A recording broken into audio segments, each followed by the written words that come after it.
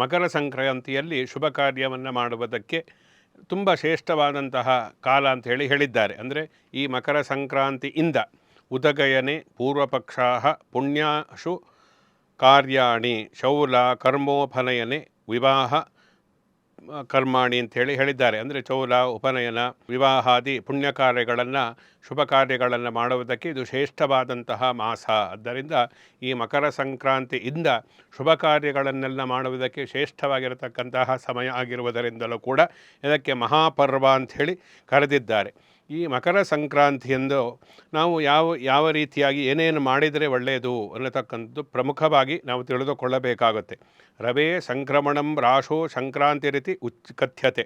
ರವಿ ಯಾವ ರಾಶಿಗೆ ಪ್ರವೇಶವನ್ನು ಮಾಡ್ತಾನೋ ಆ ಗತಿಗೆ ಅನುಸಾರವಾಗಿ ಅದನ್ನು ಸಂಕ್ರಮಣ ಅಂಥೇಳಿ ನಾವು ಕರೆಯುತ್ತೇವೆ ಅನ್ನತಕ್ಕಂಥದ್ದು ಇಲ್ಲಿ ಪ್ರಮುಖವಾಗಿರತಕ್ಕಂಥದ್ದು. ಸನಾತನ ಸಂಸ್ಕೃತಿ, ಹಿಂದೂ ಧರ್ಮ, ಸಂಪೂರ್ಣ ಹಿಂದೂ ಧರ್ಮದ ಕುರಿತಾಗಿ ಧರ್ಮವಾಹಿನಿ ಚಾನಲ್ ವೀಕ್ಷಣೆ ಮಾಡಿ, ಸಬ್ಸ್ಕ್ರೈಬ್ ಮಾಡಿ, ಸಪೋರ್ಟ್ ಮಾಡಿ.